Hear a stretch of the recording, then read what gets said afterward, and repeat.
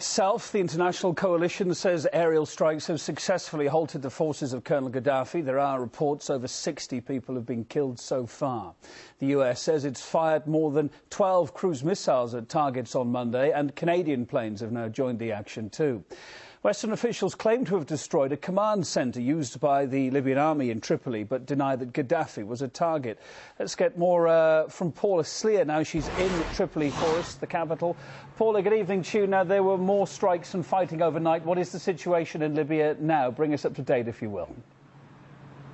Well, what we're hearing from the coalition forces is that they've hit 124 targets. They're saying that the operation has been successful, that they've stopped the ground advancement of Gaddafi's troops, and that for 2 days now, his air force has been unable to take to the skies. We're also hearing that the no-fly zone is now being extended westwards and southwards over this country.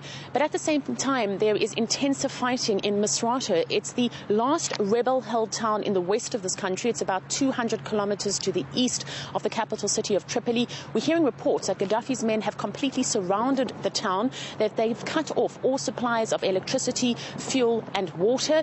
We're hearing reports that at least 7 people have so far been killed today, Monday, that some of those Gaddafi men are in the city centre in civilian clothing, and this is raising alarm bells over the whole question of sleeper cells being activated. We're also receiving very worrying reports that civilians have been brought in from other cities and towns to act as human shields against any possible coalition airstrikes. This is in stark contrast to the town of Benghazi, which was the focal point of fighting for much of the past few days and weeks. That is the rebel stronghold in the east. But rebels there saying that they now are leaving the town, advancing westwards and trying to recapture some of the towns and cities that they lost in fighting. Paula, there's been some confusion too about Muammar Gaddafi's whereabouts. What are the latest reports about him tonight? Well, nothing's been heard from Gaddafi himself since Sunday, when he gave a 15-minute address to Libyan state television. He did not appear on camera, but he was very defiant in that address, saying that he would not step down, and again calling this international response illegitimate. We are hearing from coalition forces that Gaddafi himself is not the target. This is despite the fact that they hit his compound on Sunday night. But here on the ground, there's a growing confusion in terms of what is the end game of this international operation.